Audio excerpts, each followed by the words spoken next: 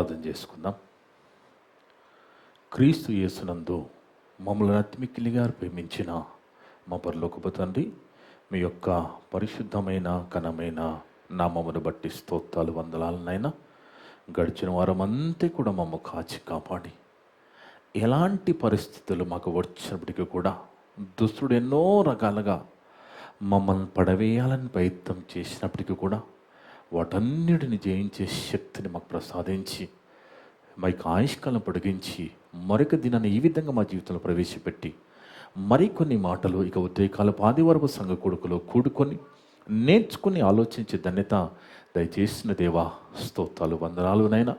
వచ్చిన వింటున్న ప్రతి ఒక్క బిడని పేరు పేరున ముట్టండి, తాకండి, పరిశుద్ధపరచండి, బలపరచండి తండ్రి. ఇక సమయంలో పరిశుద్ధ గ్రంథంలో నుంచి గొప్ప సంగతులు మేము పరిశోధన చేస్తుంటుండగా మా అందరికీ పరిశుద్ధ ఆత్మసాన్ని దయచేయండి తండ్రి. మాట్లాడనంటున్న నాకు కూడా ఆత్మసాన్ని దయచేయండి దేవా. నేను సత్యవాక్యాన్ని సరిగా విభజించి మాట్లాడుకు ఆత్మసాన్ని దయచేయండి తండ్రి. నన్ను నేను తగ్గించుకుని మేము ఇచ్చిస్తూ మీకే కీర్తి మహిమ తెచ్చే విధంగా మాట్లాడే భాగ్యాన్ని ప్రసాదించండి దేవా. మనుషులు సంతోషపెట్టే మాటలు నేను మాట్లాడకుండా మిమ్మల్ని మాత్రమే సంతోషపెట్టే విధంగా మాట్లాడుకు కృప చూపండి తండ్రి.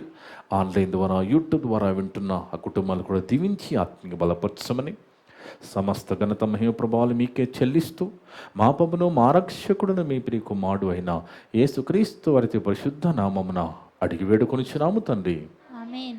ఆమేన్. ముందుగా దేవునికి స్తోత్రం చెల్లిద్దాం.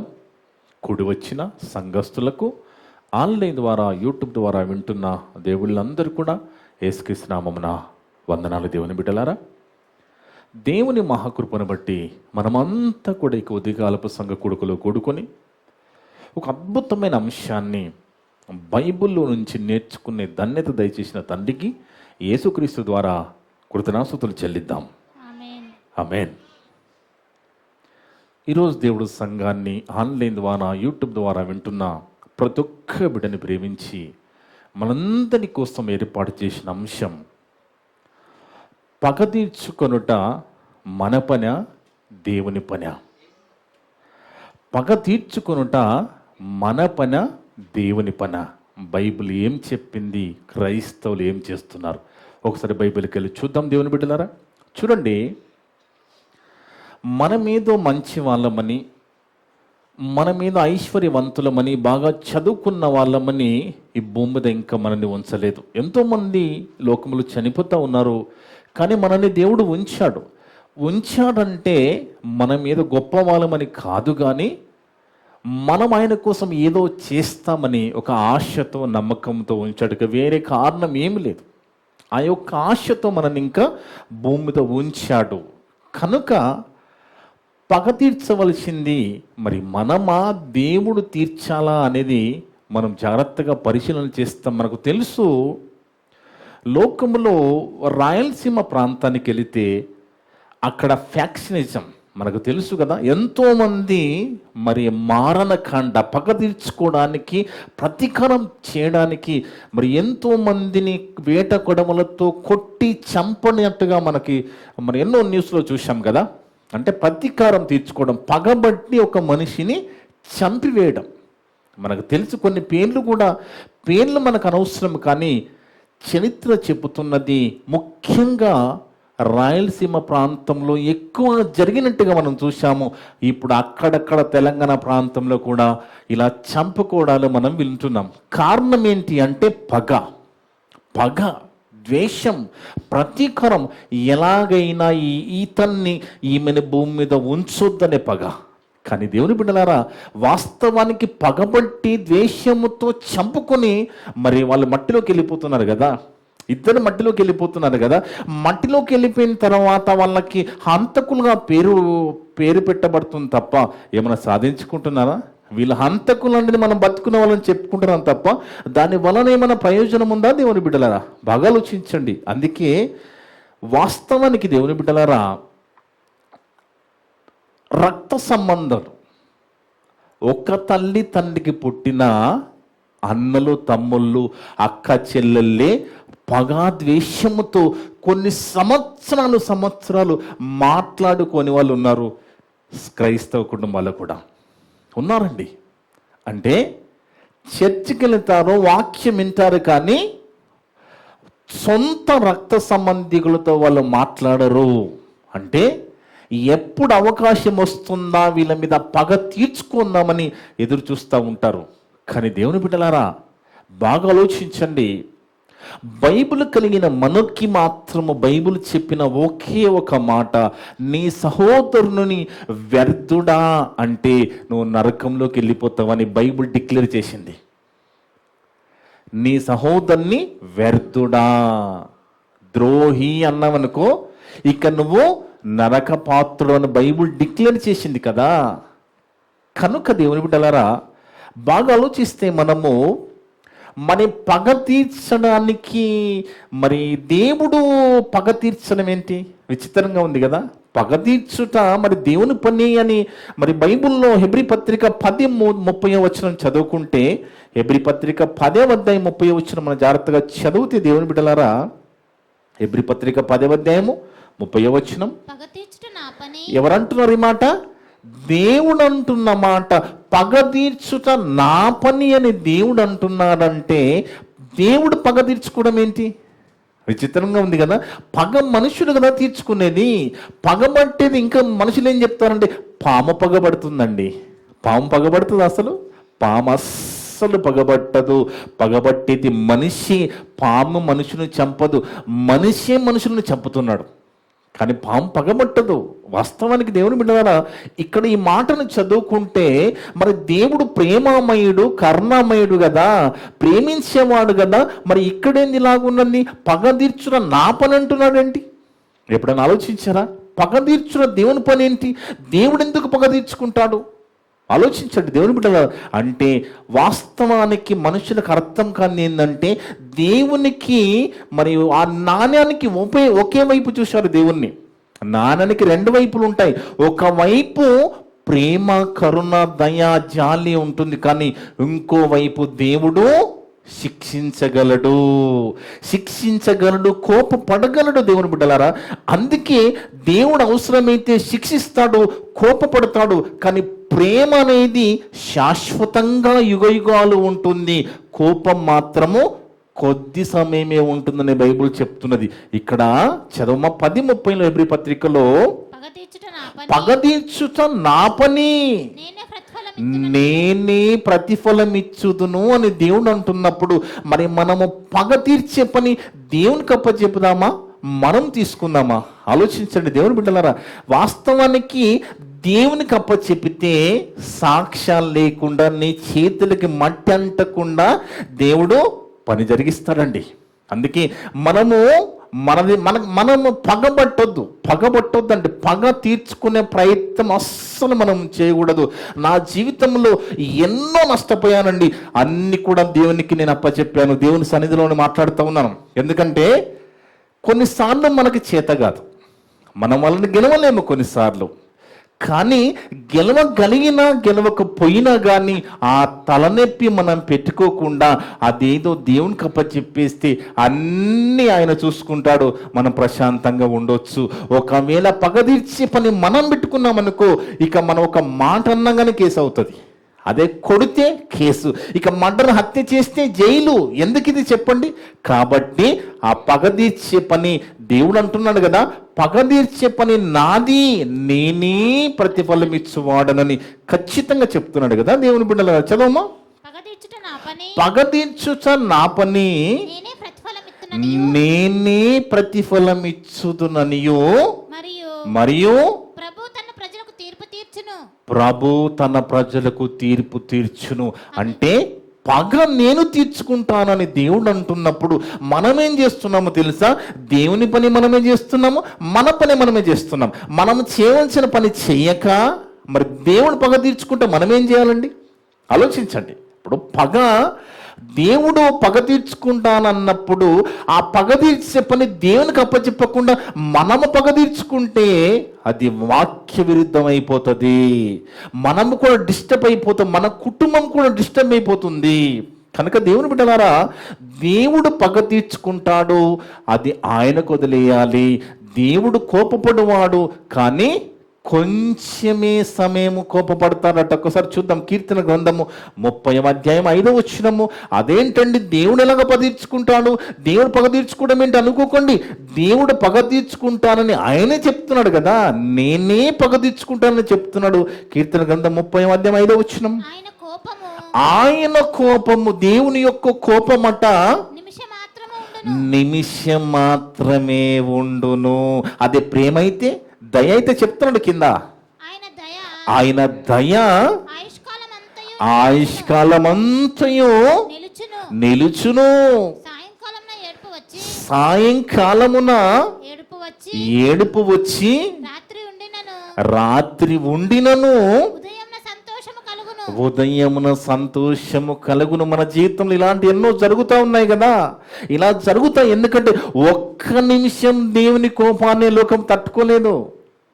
దేవుడు ఒక్క నిమిషం కోపపడితేనే లోకము తట్టుకోలేదు, సర్వనాశనమైపోతుంది. ఆలోచించండి దేవుని బిడ్డలారా. అందుకే దేవుడు ఒక్క నిమిషం, కొంచెం సమయమే కోపపడతాడు, కానీ శాశ్వతమైన ప్రేమ కలిగి ఉంటాడు. అలాగని దేవుడు శిక్షించడని కాదు, ఖచ్చితంగా శిక్షిస్తాడు. పగ తీర్చుట నా పని, నేనే ప్రతిఫలమిచ్చు వాడను.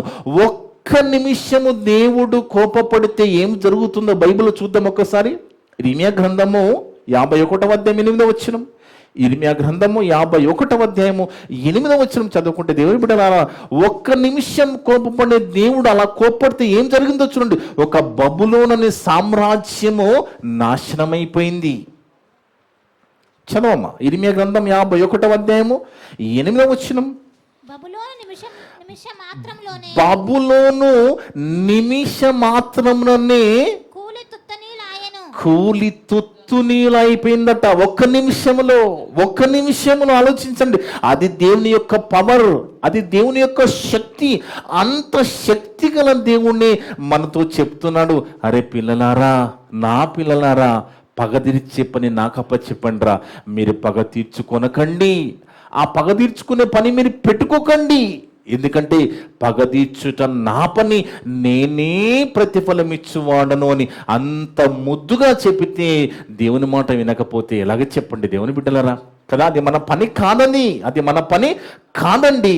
కానీ సాతాను ఏదో రకంగా మనల్ని పగ పెట్టుకునేవాడిగా, ద్వేషం పెట్టుకునేవాడిగా, ప్రతీకారం తీర్చుకునేవాడిగా వాడు ప్రయత్నం చేస్తూ ఉంటాడు. కానీ మనము జ్ఞానం కలిగి ఆలోచించాలి. దేవుని మాటల్లో ఉన్న మాటలు మన హృదయంలో పెట్టుకుని మనం జాగ్రత్తగా ఆలోచించాలి దేవుని బిడ్డలారా. అందుకే ఒక మంచి మాట మనం చూద్దాం. రోమపత్రిక 1వ అధ్యాయం 18వ వచనంలో చదువుకుంటే, రోమాపత్రిక 1వ అధ్యాయము 18వ వచనంలో దేవుడు ఎలాగ పగ తీర్చుకుంటాడో చూడండి. అక్కడ చెప్తున్నాడు దేవుని ద్వేషము, దేవుని యొక్క కోపము ఏ విధంగా ఉంటది, అది ఎక్కడి నుంచి వస్తుంది అనేది చెప్తున్నాడు అక్కడ. రోమపత్రిక 1:18లో దుర్నీతి చేత సత్యమును అడ్డగించు. బాగా వినండి, నీతి దుర్నీతి చేత సత్యమును అడ్డగించడం అంటే దేవుని యొక్క మాటని, దేవుని యొక్క వాక్యాన్ని అడ్డగించే వాళ్ళు ఉన్నారు కదా లోకంలో. దేవుని మీద తిరుగుబాటు చేస్తే లోకం ఉండదండి.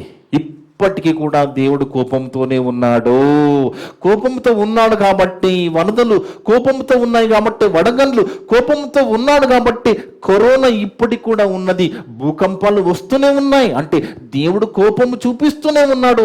మనిషి అర్థం చేసుకోవడం లేదు. ఎందుకు దేవుని కోపం వస్తుంది అక్కడ చెప్తున్నాడు. దేవునికి ఎందుకు కోపం వస్తుందట? దుర్నీతి చేత సత్యమును అడ్డగించడం అంటే దేవుని యొక్క మాటను, వాక్యాన్ని అడ్డగించు. మనుషుల యొక్క సమస్త భక్తిహీనత మీదను, దుర్నీతి మీదను దేవుని యొక్క కోపమట పరలోకము నుండి బయలుపరచబడుచున్నది. దేవుడు పరలోకములో ఉంటే కోపం భూమి మీద ఎలాగొస్తుందండి అని మీరు అనొచ్చు. ప్రైమ్ మినిస్టర్ ఢిల్లీలో ఉంటాడండి, ఇక్కడ గ్యాస్ రేట్ ఎలా పెరుగుతుంది? ప్రైమ్ మినిస్టర్ ఎక్కడ ఉంటాడు? ఢిల్లీ క్యాపిటల్ సిటీలో ఉంటే ఇక్కడ పెట్రోల్ రేట్ ఎలా పెరుగుతుంది?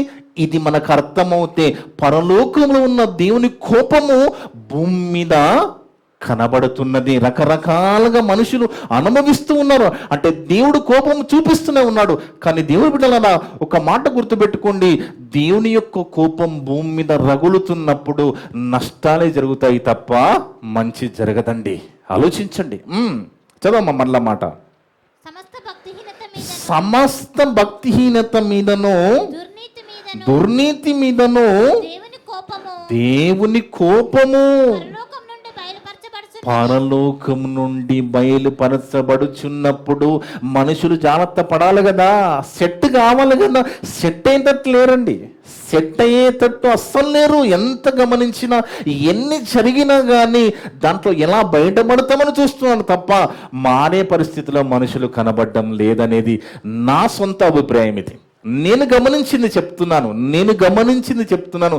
మనిషి అనేవాడు మారే పరిస్థితుల్లో లేకుండా బ్రతుకుతున్నాడు. కానీ దేవుని కోపం వస్తూ ఉన్నది. దేవుడు ఎలాంటి వాడు అంటే తన స్వభావానికి వ్యతిరేకంగా ఆయన ఏమీ చేయడని వాక్యం చెప్తున్నది. 2వ తిమోతి పత్రికలో 2:13 చదువుకుంటే దేవుని బిడ్డలారా, 2వ తిమోతి పత్రిక 2వ అధ్యాయము 13వ వచనంలో, 2వ తిమోతి పత్రిక 2వ అధ్యాయం 13వ వచనం, దేవుని బిడ్డలారా, మనము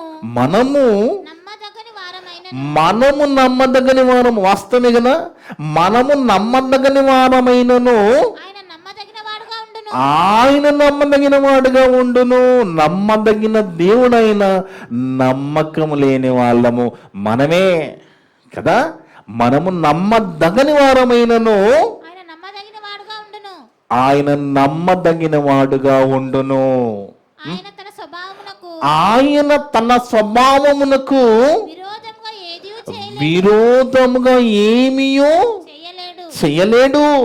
చూడండి, ఎంత గొప్ప దేవుని దగ్గరికి మనం వచ్చామో, ఎంత గొప్ప దేవుని నమ్ముకున్నామో చూడండి. తన స్వభావమునికి వ్యతిరేకంగా ఏమి చెయ్యడు. నువ్వు నమ్మకంగానే కాకపోయినా ఆయన మాత్రం నమ్మకంగానే ఉంటాడు. ఎందుకంటే నమ్మకము గల దేవుడు, నమ్మదగిన దేవుడు, ఎప్పుడు ఒకే రీతిగా ఉండే దేవుడు. ఆ ఒకే రీతిగా ఉండే దేవుడు చెబుతున్న మాట, పగ తీర్చుట నా పని, నేనే ప్రతిఫలమిచ్చువాడను. బైబిల్కి వెళ్ళి చూస్తే దేవుని బిడ్డలారా, నిజంగా పగ తీర్చుకుంటాడా? పగను జ్ఞాపకం పెట్టుకుంటాడా? బైబిల్కి వెళ్ళి చూద్దాం. బైబిల్కి వెళ్ళి మనం గమనిస్తే, మరి ఐగుప్తు దేశంలో నుంచి, ఐగుప్తీల బానిసత్వం నుంచి ఇశ్రాయేలీయులు విడిపించబడ్డారు కదా.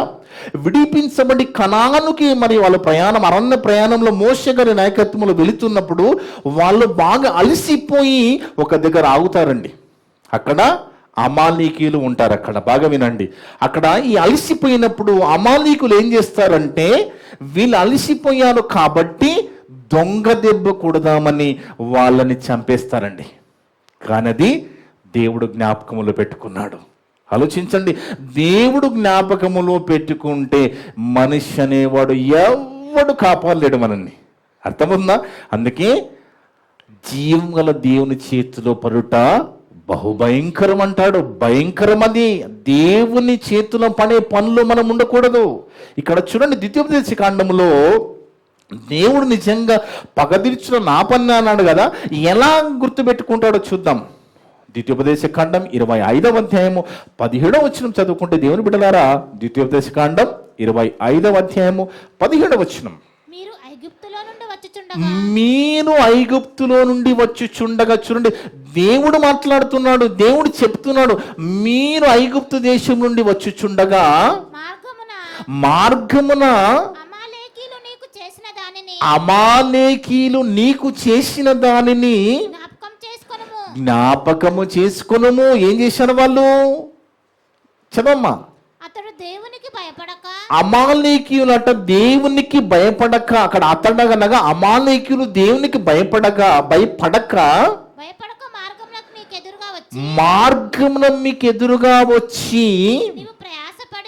నీవు ప్రయాసపడి అలసి ఉన్నప్పుడు నీ వారిలో నీ వెనుకనున్న బలహీనులను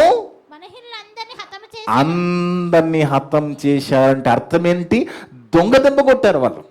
వీళ్ళు బలహీనంగా ఉన్నప్పుడు, ప్రయాణంలో అలసి ఉన్నప్పుడు దొంగ దెబ్బ కొట్టి అమాలేకీలు ఇశ్రాయేలులో ఎంతో మందిని చంపారు. అది గుర్తుపెట్టుకున్నాడు దేవుడు, అది జ్ఞాపకములో పెట్టుకున్నాడు. జ్ఞాపకములో పెట్టుకుని పగ తీర్చుకుంటున్నాడా లేదా అనేది చూద్దాం. ఇప్పుడు ఇక్కడ జరిగింది మనకు అర్థమైపోయింది, మరి దీన్ని పగ తీర్చుకుంటున్నాడా లేదా అని ఒక్కసారి మనం బైబిల్లోకి వెళ్ళి చూస్తే 1 సామెయలు గ్రంథము 15వ అధ్యాయము 2-3 వచనాలు చదువుకుంటే, దేవుని బిడ్డలారా చూడండి, 1 సామెయలు గ్రంథము 15వ అధ్యాయము 2-3 వచనాలు జాగ్రత్తగా ఆలోచిస్తే, దేవుడు పగ తీర్చుకునే సమయానికి వాళ్ళు అమాలేకీలు ఇశ్రాయేలుని చంపిన సమయం ఎంత తెలుసా? సుమారు 300 సంవత్సరాల తర్వాత.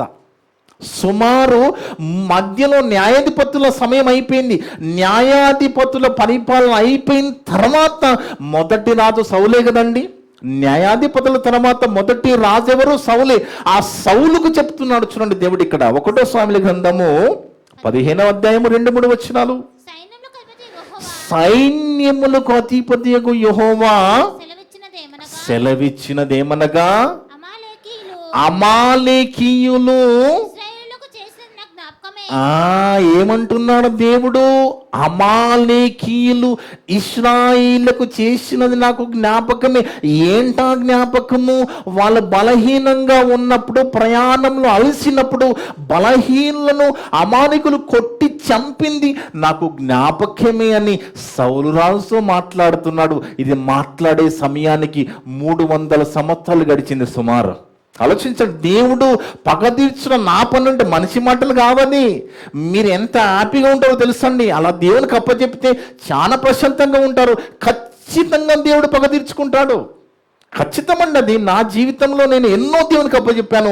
అలాగని అప్పచెప్పిన తర్వాత వాళ్ళు చనిపోవాలని నేనేం కోరుకోవడం లేదండి. వాళ్ళు చనిపోవాలని కూడా మనం కోరుకోవద్దు, ఎందుకంటే అది దేవుని ఇష్టం. కానీ ఖచ్చితంగా పగ తీర్చిన మాత్రం ఆయన తీర్చుకుంటాడు. ఇక్కడ చూడండి, 300 సంవత్సరాలు సుమారు గడిచిపోయింది. అప్పుడు సౌలు రాజు, మరి రాజుకు అభిషేకం జరిగింది. అప్పుడు రాజుగారితో మాట్లాడుతున్నాడు, సమూయేలు ప్రవక్త ద్వారా చెప్పిస్తున్నాడు, అమాలేకీయులు ఇశ్రాయేలుకు చేసినది నాకు జ్ఞాపకమే అంటే దేవుడు గుర్తుపెట్టుకుంటున్నాడా? గుర్తుపెట్టుకుంటున్నాడు. నాకు జ్ఞాపకమే. వారు ఐగుప్తులో నుండి రాగానే అమాలేకీయులు వారికి విరోధులై మార్గమందు వారి మీదకి వచ్చింది కదా. అదే ద్వితీయోపదేశంలో చదువుకున్నాం కదా, మార్గమందు వారి మీదకి వచ్చింది కదా. కాబట్టి సౌలు, నీవు పోయి రాజుగా ఉన్నావు కదా, నీవు పోయి కనికరింపక అమాలేకీయులను హతము చేయుచు, పురుషులనేమి స్త్రీలనేమి, బాలులనేమి పసిపిల్లలనేమి, ఎద్దులనేమి గొర్రెలనేమి, ఒంటెలనేమి గార్ధమములనేమి అన్నిటిని హతము చేసి వారికి కలిగినదంతయు బొత్తిగా పాడు చేసి అమాలేకీయులను నిర్మూలన చేయమని చెప్పాను. అంటే జ్ఞాపకములో ఉంచుకున్న తండ్రిని దేవుడు పగ తీర్చుకోవడానికి ఎవరికి చెప్తున్నాడు? సౌలు రాజుకు చెప్తున్నాడు. అవన్నీ ఆయన ఏమైనా చేయగలడా అండి? సౌలు సొంతగా చేయగలడా? దేవుని హస్తం లేకపోతే, ఆయన సహాయం లేకపోతే అవన్నీ సౌలు రాజు చేయలేడు కదా. అంటే ఖచ్చితంగా దేవుడు పగ తీర్చుకోవడము ఆయన పనిగా మనకు బైబిల్లో కనబడతా ఉన్నది. అక్కడ వాళ్ళని చంపారు. వాళ్ళని చంపడానికి సౌలు రాజుని ప్రేరేపిస్తున్నాడు. ఆయనకి చంపేశానంటే అర్థం మీకేమర్థమవుతుంది? ఖచ్చితంగా పగ తీర్చే పని ఆయనది, ఆయనే పగ తీర్చుకుంటున్నాడు. కానీ ఈరోజు లోకములో పగ పేరు మీద ఎన్నో రకాలుగా ఘోరాతి ఘోరాలు మనం వింటూ ఉన్నామండి. అసలు మనిషిని చంపడం అంటే ఒక కోడిని కోసినట్టుగా కోసేస్తున్నారండి. ఒక చికెన్ షాపులో కోడి కొన్ని 100 ఆదివారం వస్తే కోసేస్తాడు ఆయన, షాప్ ఓనర్ కదా. అంత ఈజీగా చంపేస్తున్నారంటే దాని వెనుక ఉన్నది ఏంటి? పగ, ద్వేషం, ప్రతీకారం. కానీ వాస్తవానికి దేవుని బిడ్డలారా, ఇలాంటి కేసులలో కూడా అక్కడ ఇక్కడ మన వాళ్ళ పేర్లు కూడా కనబడతా ఉన్నాయి, సంఘానికి వెళ్ళే వాళ్ళ పేర్లు కూడా కనబడతా ఉన్నాయి. ఈ మధ్య మొన్న నేను చూశాను, ఒక ఆయన పేరు దావీదట. దావీదు పేరు బాగా తాగుడుకు బానిస అయిపోయాడు. భార్య సంపాదించడానికి దుబాయ్ వెళ్ళిపోయింది. ఇక్కడ పిల్లలు ఉన్నారు, 2 పిల్లలు. వాళ్ళని బ్లాక్మెయిల్, వాళ్ళని చంపేస్తాను బెదిరిస్తూ అక్కడి నుంచి డబ్బులు తీసుకుంటున్నాడు, ఖర్చు పెడుతున్నాడు. ఒక రోజు వాళ్ళ నిజంగానే మరి ఆమెను ఏదో బ్రహ్మ పరిచేదో తప్పుడు మాటలు చెప్పామని ఇక్కడ వచ్చే విధంగా చేశాడు. పిల్లల్ని చంపేశాడు, భార్యని చంపేశాడు. ఎవరు? దావీదండి. దావీదు. బైబుల్లో ఉన్న దావీదు ఎలాగున్నాడో, దావీదని పేరు పెట్టుకున్నవాడు ఎలాగున్నాడు ఆలోచించండి దేవుని బిడ్డలారా. అందుకే మనిషికి పేరు కాదండి మారవలసింది, తీరు మారాలి, ప్రవర్తన మారాలి, స్వభావం మారాలి, నూతన స్వభావం రావాలి తప్ప అదే పాత రొచ్చు సంఘంలోకి రావడానికి వీల్లేదు. ఎందుకంటే ఇది పరిశుద్ధుడు, పరిశుద్ధ రక్తంతో కొన్న సంఘం. ఇది పరిశుద్ధులుగా మనల్ని పిలుస్తున్నప్పుడు, ఇక్కడ పరిశుద్ధులకి చోటు ఉన్నప్పుడు మరలా లోకంలో ఉన్నది బైబిల్ కలిగిన మనకి, దేవుని ఎరిగిన మనకి సంఘంలోకి రావడానికి వీల్లేదు దేవుని బిడ్డలారా. అందుకే ఒక సందర్భం మనం చూద్దాము. ఒక సందర్భాన్ని మనం గమనిస్తే దేవుని బిడ్డలారా, దావీదు రాజు గురించి మనకు తెలుసు కదా. మంచి యుద్ధ నైపుణ్యం కలిగిన దావీదు రాజు, యుద్ధ పట్టిమ కలిగిన దావీదు రాజు ఒకానొక సందర్భములో ఫిలిష్తీయుడైన గొలియాతును వణిసెల రాళ్ళతో కొట్టి చంపేస్తాడు కదా. అప్పుడు ఆయన ఫేమస్ అయిపోతాడు, ఆయన గురించి అందరు చెప్పుకోరు. ఎందుకంటే ఫిలిష్తీయులు అంటే ఇశ్రాయేలుకు భయము కనుక ఆ కాలంలో అందరూ భయపడుతున్న సమయంలో సౌలు రాజు కూడా భయపడుతున్న సందర్భంలో బాలుడుగా ఉన్న దావీదు ఫిలిష్తీయుడైన గొలియాతును చంపేస్తాడు. ఆ సమయంలో ఆయన అందరికి అమ్మ దావీదట బాలుడుగా ఉన్నాడట, ఈయన చంపేశారట అని ఆయన మొత్తం అంతా ప్రచురమైపోతాడు, ఫేమస్ అయిపోతాడు అన్నమాట. ఈ మధ్య అలాంటి ఫేమస్లు యూట్యూబ్ ద్వారా చాలామంది అవుతున్నారు కదా. ఎంత ఫేమస్ అవుతున్నారో అంత డిఫేమ్ అవుతున్నారు, అంత ఈజీగా కూడా తప్పుడు పేర్లు, తప్పుడు చెడ్డ పేర్లు కూడా వచ్చేస్తున్నాయి. ఆలోచించండి. ఎందుకంటే ఫేమస్ అవడం కాదు దేవుడు కోరుకునేది. మనల్ని ఫేమస్ అవ్వమని ఎక్కడ చెప్పలేదండి. ఆయనని ఫేమస్ చేయాలి, ఆయనని కదా మనం ప్రకటించేది, ఆయనని ఫేమస్ చేయాలి. మన ఫేమస్ అవసరమే లేదు. అందుకే దేవుని బిడ్డలారా, సౌలు రాజు ఎప్పుడైతే అక్కడ కొంతమంది స్త్రీలు ఏం చేస్తారంటే, ఫిలిష్తీయుడిని చంపగానే దావీదు రాజుకి 10,000 కొలది స్తుతులు, సౌలు రాజుకి 1,000 కొలది స్తుతులని ఎప్పుడైతే వాళ్ళు చెబుతున్నారో ఇమీడియట్ గా సౌలు ఆయన మీదనట చెడ్డ చూపు నిలుపుతాడని బైబిల్లో రాయబడింది. ఒక్కసారి చూద్దాం. 1 సాముయేలు గ్రంథము 18వ అధ్యాయము 6 నుంచి 9 వరకు చదవమ్మా. దావీదు ఫిలిష్తీయుని హతం చేసి తిరిగి వచ్చినప్పుడు చూడండి, మగవాళ్ళనే కంటే స్త్రీలంటే మగవాళ్ళు చాలా హట్ అయిపోతారు కదా, చాలా హట్ అయిపోతారు, తట్టుకోలేరు. ఇక్కడ జరిగింది అదే.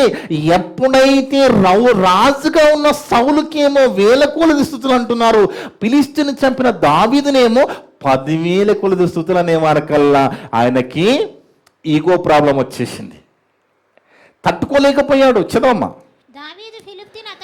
దావీదు ఫిలిష్తీయుని హతం చేసి తిరిగి వచ్చినప్పుడు స్త్రీలు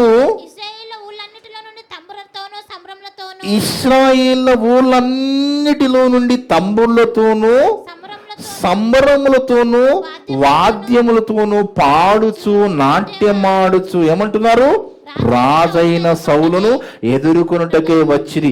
ఆ స్త్రీలు గాన ప్రతిగానములు చేయించు వాయించుచు సౌలు 1,000 కొలది అనియు దావీదు 10,000 కొలది శత్రువుల హతము చేసేననేది. ఇమీడియట్ గా చాలా ఫీల్ అయిపోయాడు, హట్ అయిపోయాడు, తట్టుకోలేకపోయాడు. ఆయన కంటే ఎక్కువగా దావీదును పొగిడేసరికి ఆ సౌలు రాజుగా ఉన్న ఆయన తట్టుకోలేకపోయాడు. ఆ మాటలు సౌలునకు ఇంపుగా నుండందున, చూడండి, పక్కవారిని పొగిడితే తట్టుకోలేం కదా మనం కూడా కొన్ని సందర్భాల్లో.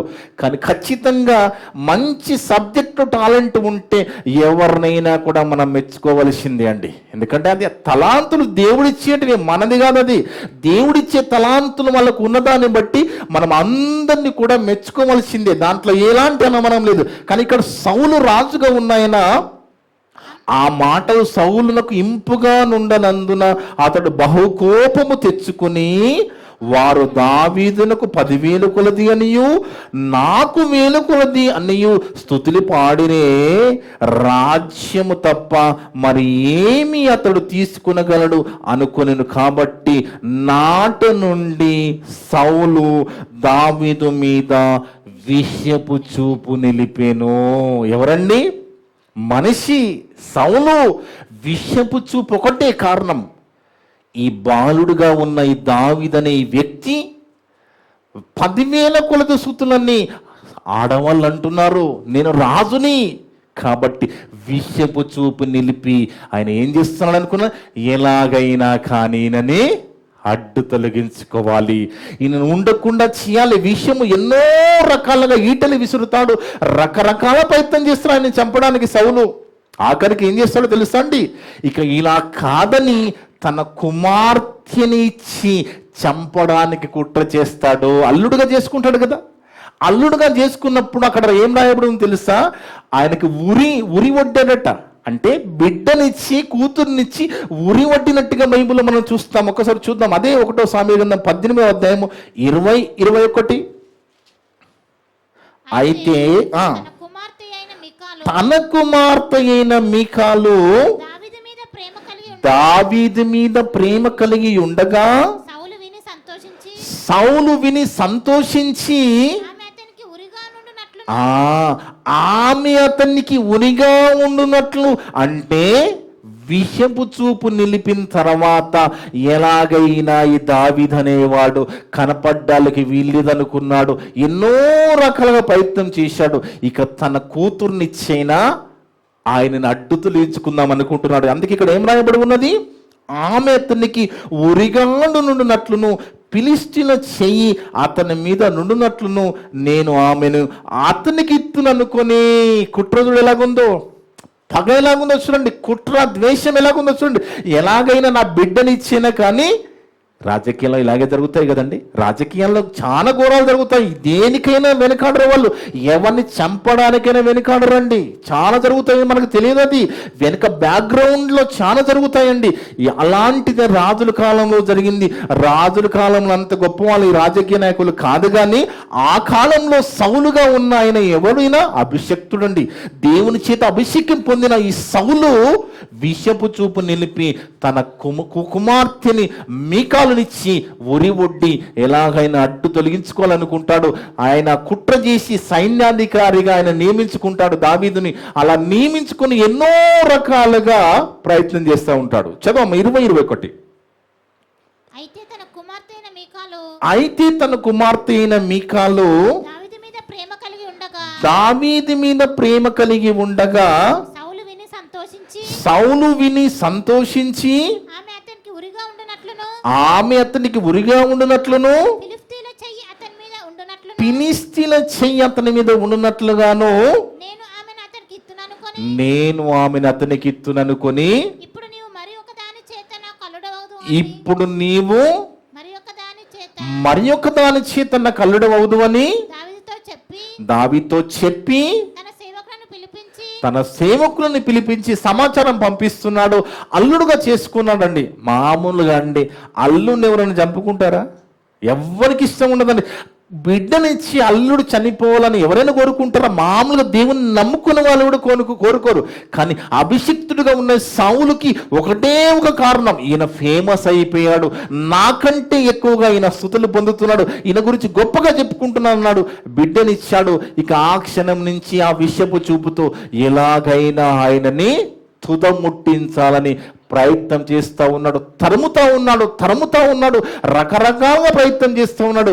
ఒకానొక సందర్భంలో ఒక అరణ్యంలో ఒక చోట దావీదు రాజు దాక్కుంటున్నాడు అండి. అల్లుడు దాక్కుంటున్నాడు దావీదు. ఎందుకు?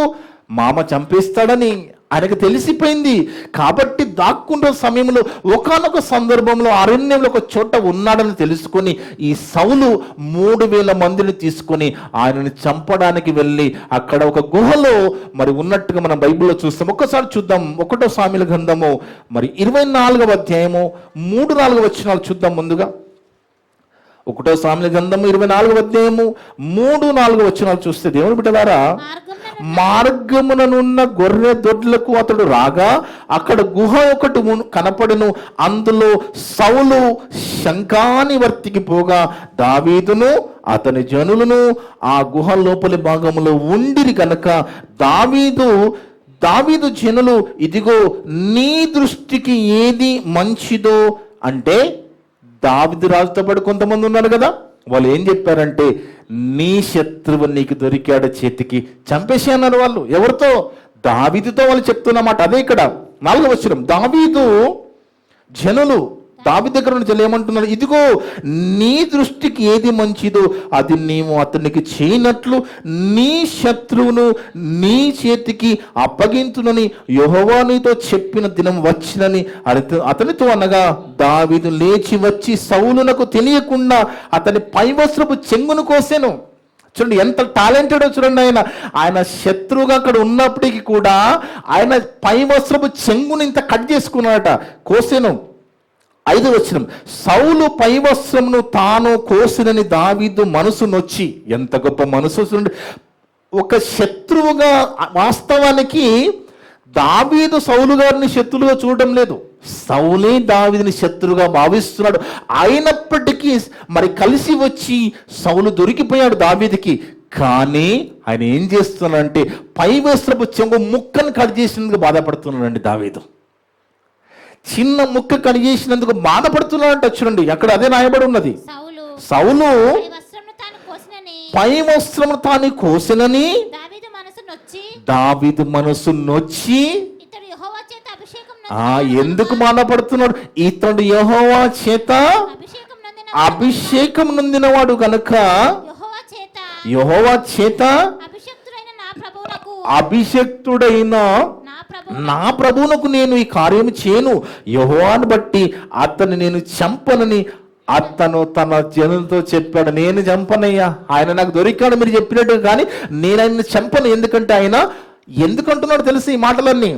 లాస్ట్కి తెలుస్తుంది ఎందుకంటున్నారు. ఎంత జ్ఞానవంతులండి వీళ్ళు. వీళ్ళ జీవిత విధానం, వీళ్ళ మాటలు వింటే మనకి బుద్ధి వచ్చేస్తుంది ఎమ్మటే, ఇమ్మీడియట్గా అండి. చూడండి నేను చదువుతాను చూడండి. ఈ మాటలు చెప్పి దావీదు తన జనులను అడ్డగించి సౌలు మీదికి పోనీయక వారిని ఆపెను. తర్వాత సౌలు లేచి గుహలో నుండి బయలువెళ్ళి మార్గమున పోయాను. అప్పుడు దావీదు లేచి, చూడండి ఇక్కడ బాగా వినండి, శత్రువు దొరికితే శత్రువు కాళ్ళ మీద పడే మంచి మనసు కలిగిన దావీదు. అందుకేనేమో దావీదు విషయంలో దేవుడు చెప్పిన మాట చూస్తే, దావీదు నా ఇష్టాన్ని నెరవేర్చేవాడు కదా, అదేగా చెప్తాడు.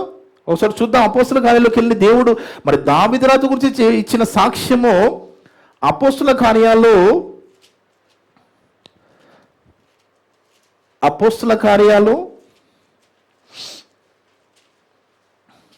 13వ అధ్యాయం 22.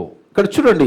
మరియు ఆయన, నేను యెష్షై కుమారుడైన దావీదును కనుగొంటిని, అతడు నా ఇష్టానుసారుడైన మనుష్యుడు, అతడు నా ఉద్దేశములన్నీ నెరవేర్చునని చెప్పి అతని గురించి సాక్ష్యం ఇచ్చిందేమో స్వయంగా దేవుడే. ఒక్క విషయంలో తప్ప, ఆ యొక్క స్త్రీ విషయంలో తప్ప దావీదు రాజు పర్ఫెక్ట్గా ఉన్నాడండి, పర్ఫెక్ట్గా ఉన్నాడు. ఆ విషయంలో దేవుడు కూడా చెప్పాడు, ఈ పాపము తప్ప దావీదు రాజుకి ఏం పాపం చేయలేని కూడా మనం బైబిల్లో చదువుకుంటాం. అలాంటి మంచి పేరు పొందిన ఈ దావీదు ఏం చేస్తున్నాడో చూడండి. 8వ వచనం. అప్పుడు దావీదు లేచి గుహలో నుండి బయలువెళ్ళి, నా ఏలినవాడా రాజా అని సౌలు వెనుక నుండి కేక వేయగా సౌలు వెనుక చూచెను. దావీదు నేల సాష్టాంగపడి నమస్కారము చేసి, చూడండి, దొరికిన వ్యక్తిని చంపకుండా, వాస్తవానికి ఈయనని వెంబడిస్తున్నాడు చంపడానికి. అలాంటి సందర్భంలో దొరికినప్పటికీ కూడా సాష్టాంగపడి ఏమంటున్నాను, నమస్కారము చేసి సౌలుతో ఇట్లా, నేను దావీదు నీకు కీడు చేయని ఉద్దేశించుచున్నాడు జనులు చెప్పిన మాట నువ్వెందుకు నమ్ముతున్నావు కదా? నీవెందుకు వినుచున్నావు? ఆలోచించుము. ఈ దినమున యెహోవా నిన్ను ఎలాగూ గుహలో నా చేతికి అప్పగించెనో అది నీ కళ్ళారా చూచితివే. లడ్డులాగా దొరికిపోయావు కదా, అవసరమైన ఇమీడియట్గా నేను చంపేయగలను కదా, అయినా నేను చంపను అంటున్నాడు.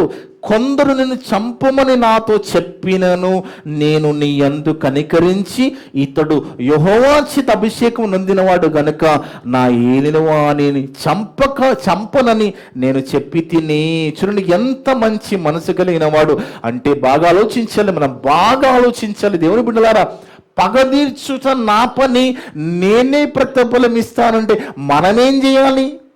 ఆలోచించండి. పగదీర్చడమేమో దేవుని పోయినప్పుడు మనమేం చేయాలంటే ఇగో దావీదు రాజు చేసినట్లు చేయాలి. అర్థముందా దేవుని బిడ్డలారా? అంటే ప్రేమ కలిగి ఉండాలి. మనము కనికరం చూపే విధంగానే ఉండాలి. మనం ప్రేమిస్తూనే ఉండాలి. అప్పుడు పగదీర్చే పని ఆయన చూసుకుంటాడు. కానీ మనము పగదీర్చే పని మన భుజాల మీద వేసుకోవద్దు. అందుకే పగదీర్చే పని దేవుంది గనక పగదీర్చే పని దావీదు పెట్టుకోవడం లేదు. కానీ ఏం చేస్తున్నాడట? చదువమ్మా 16 నుంచి 20 వరకు. ఉండు ఇంకా 11 వచ్చు.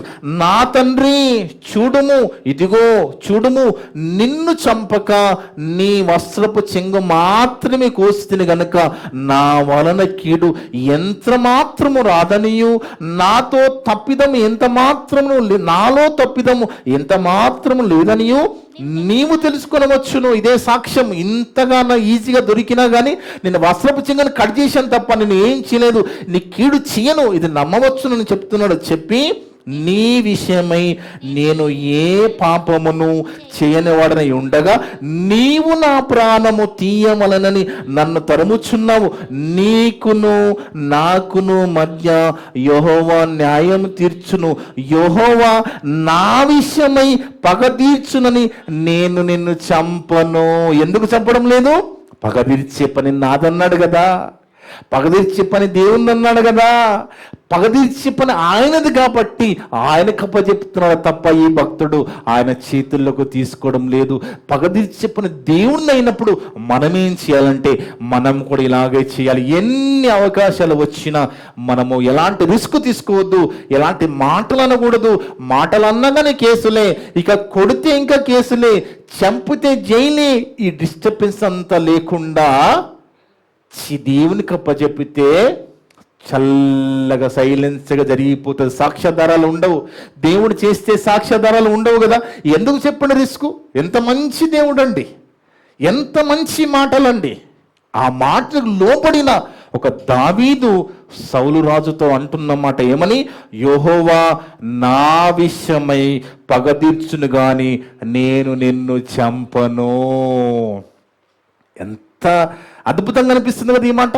అంటే భక్తులు చూడండి, దేవుడు చెప్పింది చెప్పినట్టుగా చేస్తే దేవుని చల్లని దీవెనలు మన మీద ఉంటాయి.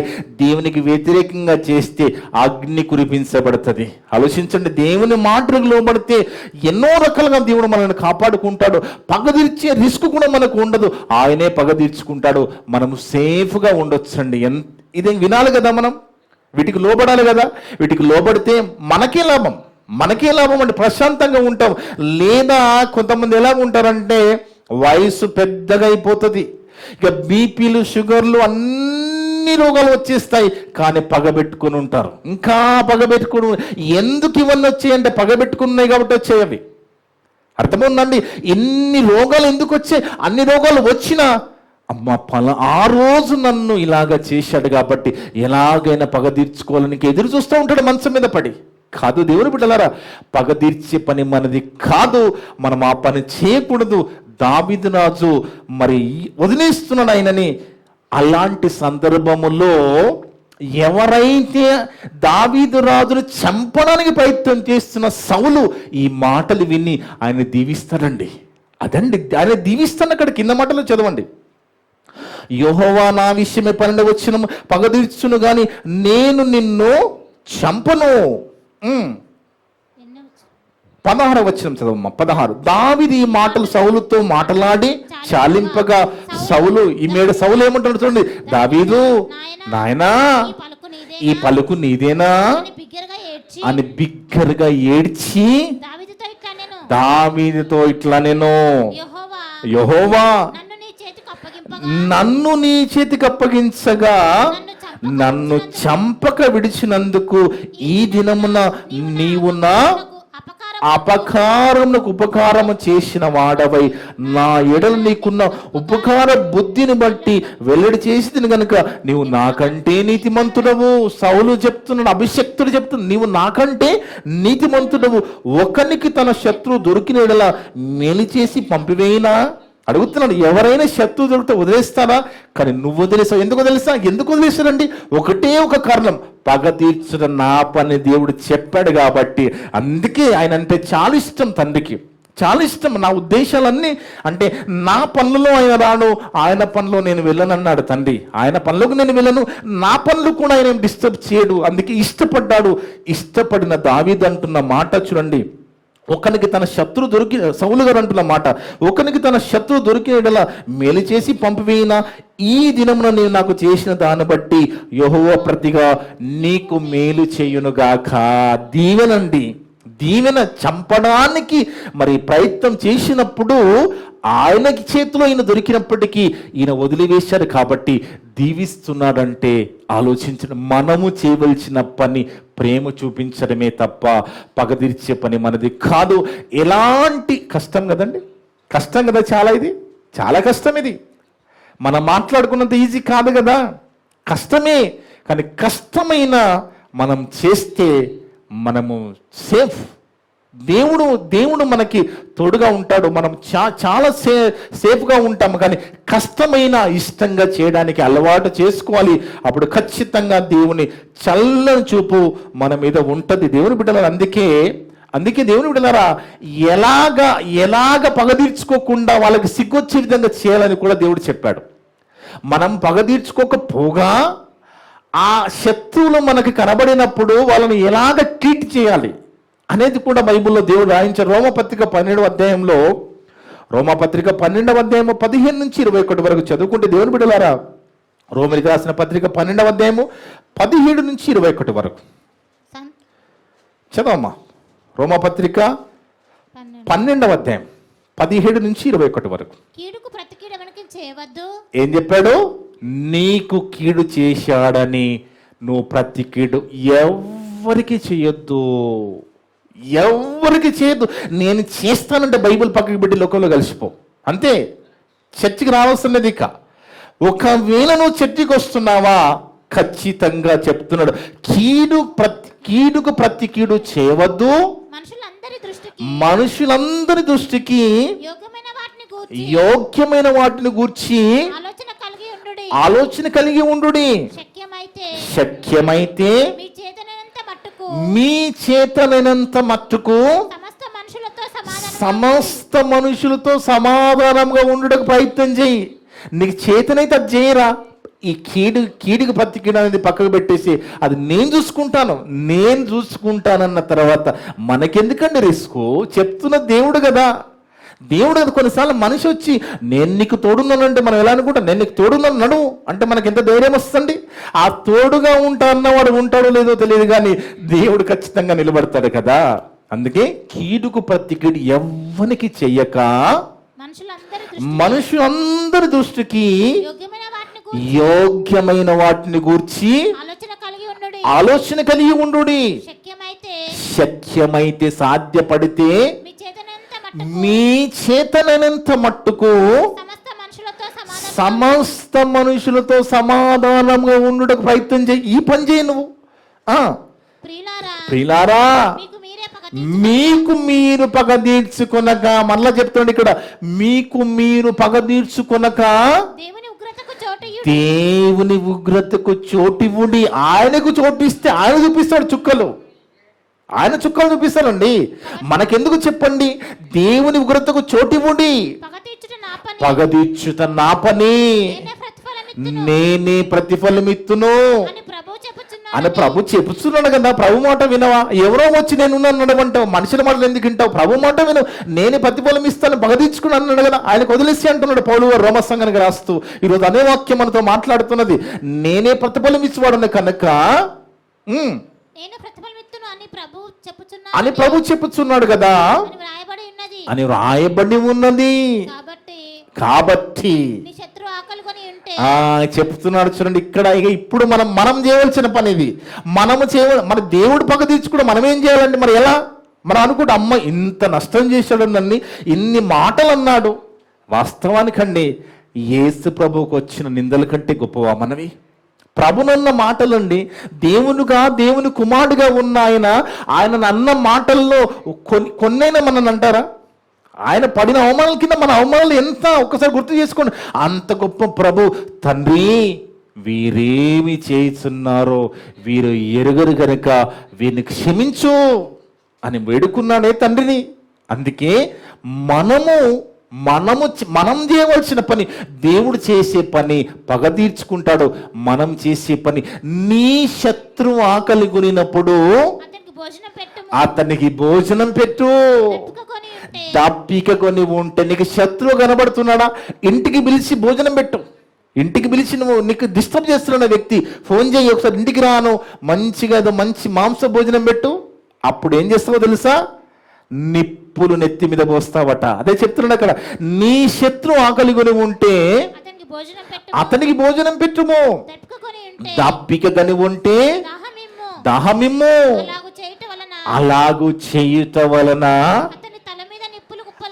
అతని తల మీద నిప్పులు కుప్పగా, అంటే వాడిని నేను బొందబెడతానంటున్నాడు అక్కడ. పగ తీర్చుడు వదిలిపెట్టాడు. మనిషి మనం కొన్నిసార్లు మర్చిపోతాం. నేనైతే అండి నన్ను ఎంత చేసినా నేను వదిలేస్తానండి. ఎందుకంటే ఈ మాటలు నాకు బాగా అర్థమయ్యాయి. నాకు దేవుని మాటలు అంటే చాలా ఇష్టము, చెప్పడం ఇష్టము, దాని ప్రకారంగా బతకడం ఇంకా ఇష్టం. కాబట్టి సాధ్యమంత వరకు ఆ మాటకు లోబడి బతకడానికి ప్రయత్నం చేస్తూ ఉంటాను. పర్ఫెక్ట్ అనడం లేదు, నేను ఐఎమ్ నాట్ పర్ఫెక్ట్, కానీ ప్రయత్నం చేస్తూ ఉన్నాను. పరిపూర్ణతలోకి రావడానికి ప్రయత్నం చేస్తూనే ఉన్నాను. అలాంటి క్రమంలో ఎన్నో రీతిలుగా నేను ఇబ్బంది పడుతున్నాను, నష్టపోతున్నాను. అయినప్పటికీ కూడా దేవునికి వదిలేస్తున్నాను, పరలోకం వెతుక్కుంటూ వెళ్ళిపోతున్నాను. అందుకే దేవుని బిడ్డలారా, ఇక్కడ ఈ మాట చూస్తే దేవుడు మాత్రం వదిలిపెట్టాడు. ఇది మర్చిపోతూ మనం మీకు ఒక అనుమానం రావచ్చు, మరి సౌలు మీద పగ తీర్చుకున్నాడా? మీరు ఇంకా బైబిల్లో చూడలే మనం. మరి సౌలు రాజు మీద పగ తీర్చుకున్నాడా దేవుడు? ఎందుకంటే పగ తీర్చుట దేవుని పనిని దావీదు సౌలు రాజు వదిలేశాడు కదా. మరి పగ తీర్చుకున్నాడా? ఒకసారి చూద్దామా పగ తీర్చుకున్నాడా లేదా? ఒకసారి 2వ సాముల గ్రంథంలో 3వ అధ్యాయం 1వ వచనం. నిజంగా దేవుడు సౌలు రాజు మీద పగ తీర్చుకున్నాడా? 2వ సాముల గ్రంథం 3వ అధ్యాయం 1వ వచనం. సౌలు కుటుంబీకులకును దావీదు కుటుంబీకులకును బహుకాలము యుద్ధము జరగగా దావీదు అంతకంతకు ప్రబలేను. చూడు, అంతకంతకు ప్రబలేను.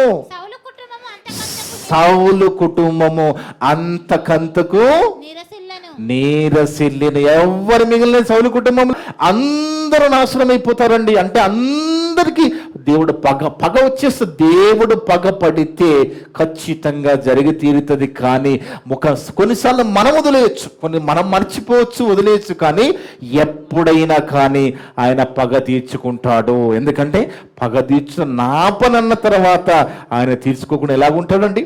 మనం తీర్చుకోవాల్సిన అవసరం లేదు, ఆయనే పగ తీర్చువాడు. అందుకే సౌలు రాజు విషయంలో కూడా దేవుడు పగ తీర్చుకున్నాడు. నీ శత్రువుల విషయంలో కూడా నువ్వు నిజంగా సాధ్యమైతే మంచిగా ఉండాలి, ప్రయత్నం చేయి. ఇంటికి పిలిచి భోజనం పెట్టు. అలా చేసినా దేవుడు వాళ్ళు వదిలేస్తాడు అనుకోకు. నువ్వు సేఫ్గా ఉండడానికి వాళ్ళకు మాత్రము నిప్పులు కుప్పలుగా వస్తాయి. వాళ్ళని పాతి పెట్టే కార్యక్రమం నేను చూసుకుంటాను, నువ్వు మాత్రము నేను చెప్పినట్టు చేయి అంటాడు.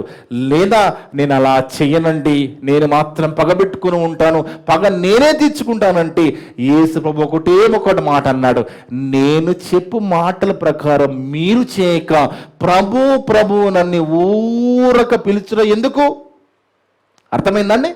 లేదండి, పగ తీర్చడం మా పని, ఎలాగైనా మాకు ఇంత నష్టం చేశారండి, కొన్ని లక్షలు నష్టపోయాము, మరి చెడ్డ పేరు వచ్చింది, ఎంతో అవమానించారండి, ఇది ఖచ్చితంగా మేము పగ తీర్చుకుంటామంటే ఇక నువ్వు ఇమీడియట్గా బైబిల్ పక్కకు పెట్టి దేవుని వదిలేసి లోకంలో కలిసిపో.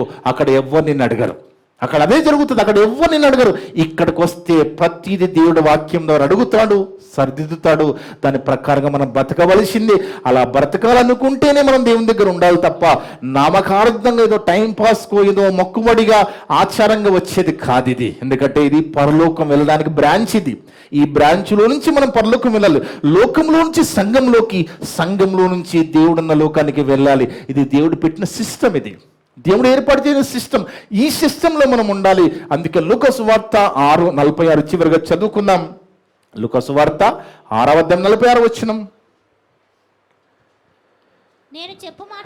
నేను చెప్పు మాటల ప్రకారము మీరు చెయ్యక ప్రభువా ప్రభువా అని నన్ను పిలుచుట ఎందుకు?